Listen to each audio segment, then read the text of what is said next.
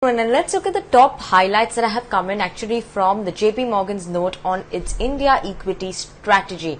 Now, starting with firstly, they are obviously highlighting that the vaccination run rate surely has improved dramatically in India, and even as the third wave or a mutation remains the main threat and a significant worry for the economic reopening into the year end.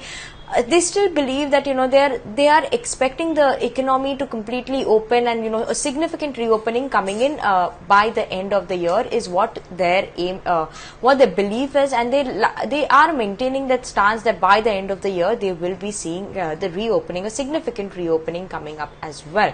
Now, obviously, they're talking about the vaccination, which has gone up significantly.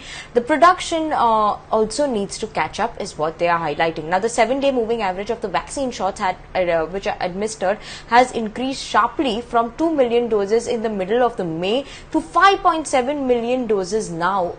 So that is surely a sharp uptick that we're seeing in the vaccination drive as well. And now this is likely that higher than current vaccination production rates.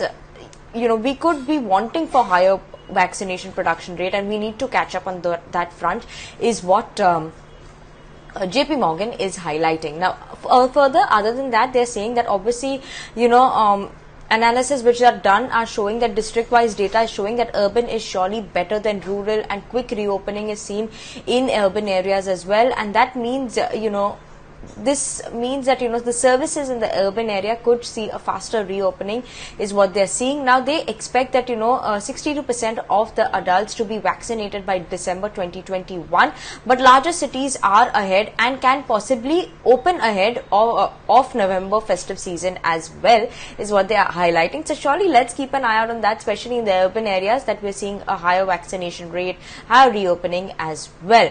Now, what is the risk of a third wave, is what they are also highlighting. Now, they are saying that reports and quotes of the recent ICMR study to suggest that India to suffer a large third wave, either 30% already infected population must lose their immunity, or new variant will emerge with an reproductive rate of more than 4.5 times. So that is a worry which could be coming in, and they estimate that the countrywide rate has remained below the threshold in the second wave. So surely that is something that they are highlighting, and that is what one should watch out for as well.